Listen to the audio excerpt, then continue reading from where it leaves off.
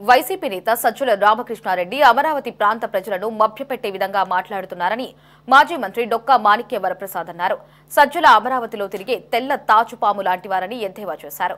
2029లో YCP అధికారంలోకి వస్తే అమరావతి నుంచే పాలన అందిస్తామంటూ మోసపూరిత మాటలు మాట్లాడుతున్నారని విమర్శించారు. 2024 ఎన్నికల్లో రాజధాని రైతులు బుద్ధి చెప్పినా వైసీపీ నాయకుల బుద్ధి మారలేదని మండిపడ్డారు.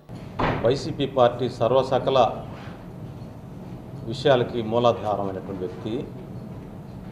అతను అమరావతి ప్రాంతంలో తిరుగుతున్న ఒక తెల్లత్రాచు. ఆ తెల్లత్రాచు నిన్న కొన్ని మాటలు మాట్లాడింది.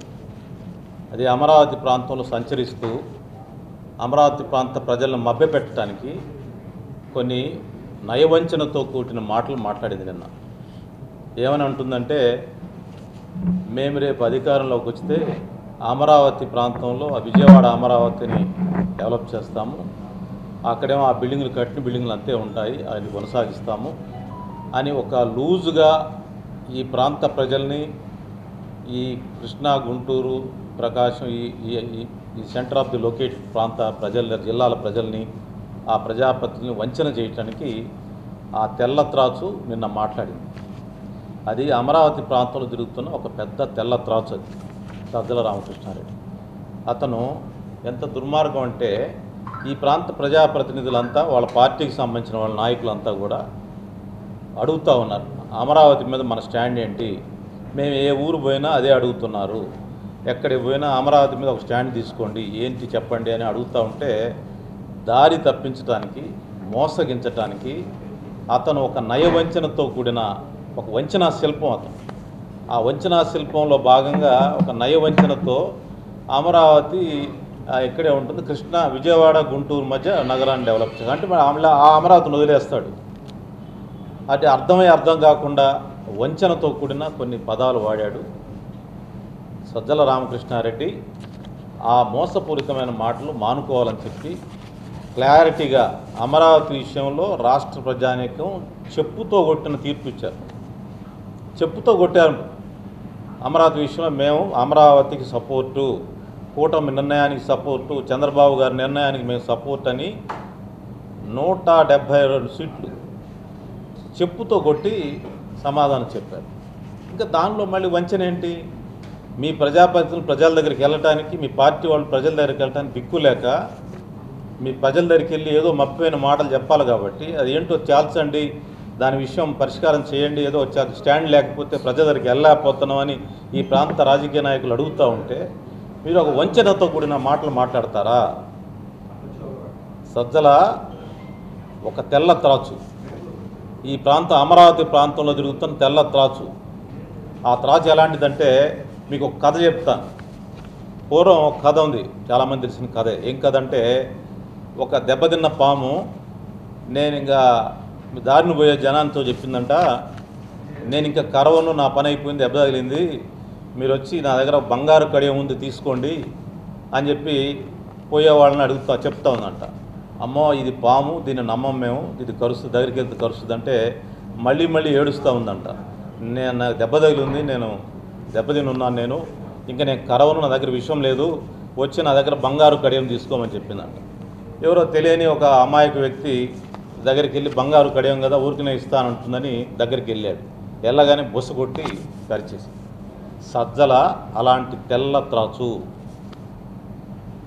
అతను గాడ్ ఫాదర్ నావల్లో టామ్ హాగన్ లాంటి వాడు. టామ్ హాగన్ అంటే బాస్. ఆ డాన్కి పురులు కల్పించి, డాన్కి పత్రికల్లో ఒక మంచి ఇమేజ్ క్రియేట్ చేయించి, చుట్టూ ఉన్న వ్యక్తులతో కొన్ని విషయాలు చెప్పి తర్వాత తన యొక్క టార్గెటెడ్ మనుషులను చంపిస్తూ ఉంటాడు. ఆ టామ్ హ్యాగన్ క్యారెక్టర్ లాంటిది సజ్జల. ఇతని మాటలు నమ్మొద్దని రాష్ట్ర ప్రజానికి విజ్ఞప్తి చేస్తాను. చెప్పండి, మీకు దమ్ము ధైర్యం ఉంటే మీ నాయకుడిని చెప్పానండి. జగన్ మారాడంటే ఎవరైనా నమ్ముతారా?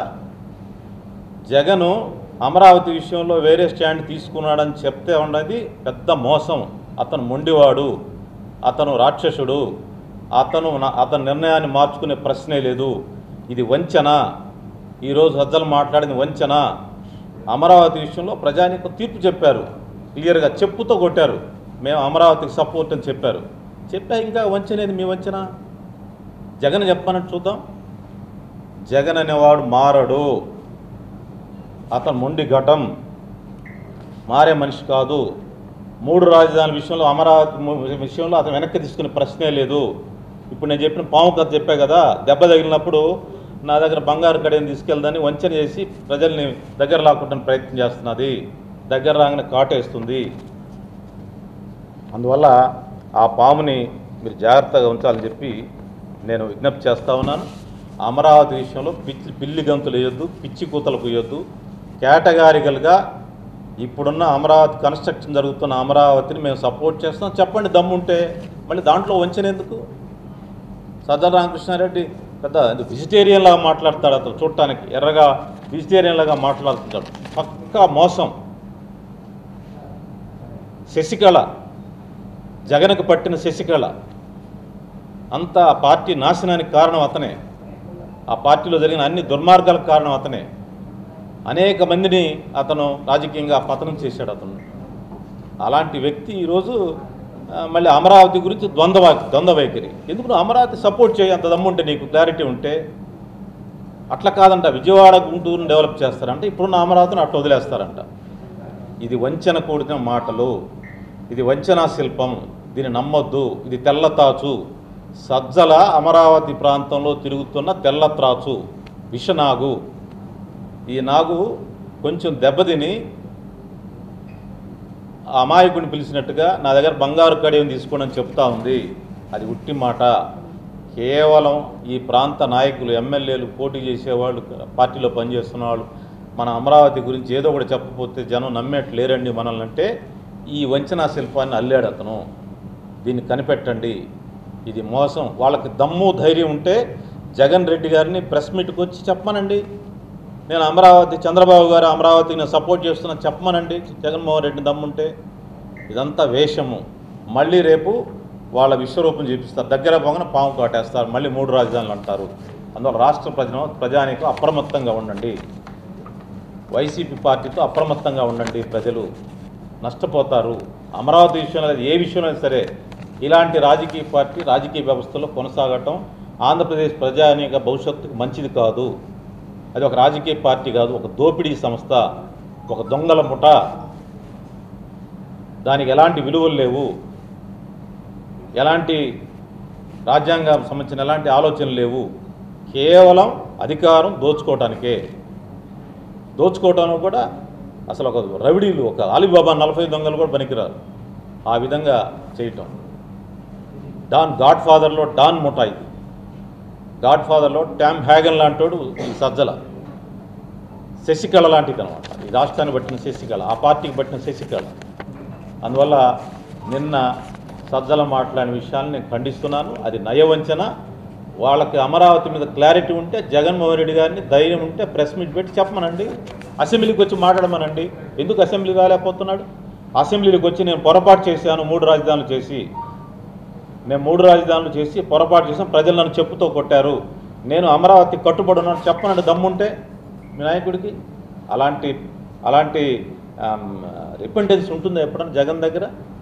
జగన్ జీవితంలో రిపెంటెన్స్ అనేది ఉందా? ఒక ఆత్మ పరిశీలన అనేది ఉందా జగన్ జీవితంలో? చేసిన తప్పును ఎప్పుడన్నా అతను ఆత్మ పరిశీలన చేసుకున్న సంఘటన ఒకటి ఉందా చెప్పండి? అది అయ్యే పని కాదు, పెద్ద మోసం. జగన్ అనేవాడు ఒక మొండి ఘటం. ఒక అవకాశం ఇచ్చారంటే పాము అదే చేస్తుంది. జాగ్రత్తగా ఉండాలి.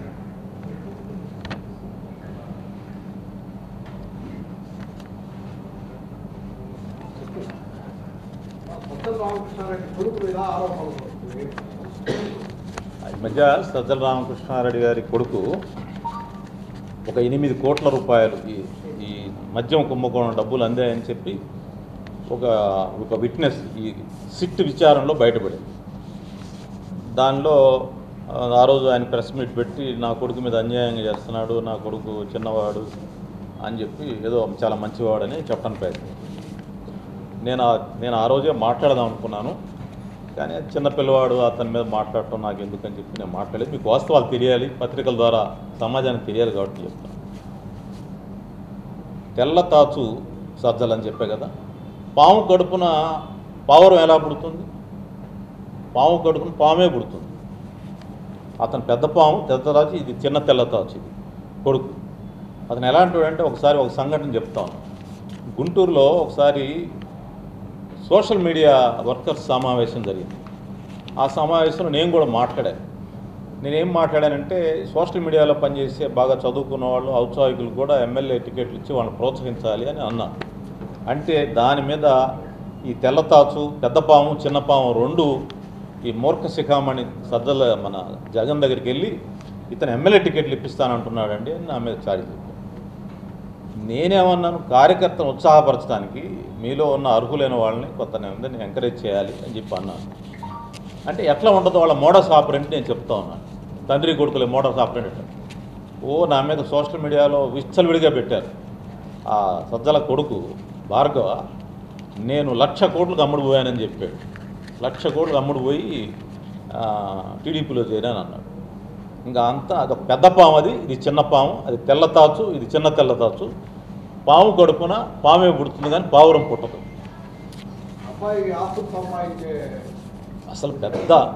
అసలు ఆ తండ్రికి మించిన కొడుకు అతను. అందువల్ల నిన్న అమరావతి మీద మాట్లాడింది నయవంచన. దాన్ని ప్రజలు నమ్మొద్దు. వాళ్ళకి నిజంగా ధైర్యం ఉంటే అసెంబ్లీకి వచ్చి జగన్మోహన్ రెడ్డి గారిని నా తప్పైపోయిందని క్షమాపణ కోరి చెంపలేసుకొని నేను అమరావతి కట్టుబడి చెప్పానండి. మళ్ళీ విజయవాడ, గుంటూరు డెవలప్ చేసి ఆ అమరావతిని వదిలేస్తాను. ఏంది ఆ మాటలు? ఏంది ఆ మోసపూరితమైన మాటలు? ఈ తెల్లతాచుని కఠినంగా ఎదుర్కోవాలి. సజ్జల తెల్లతాచు.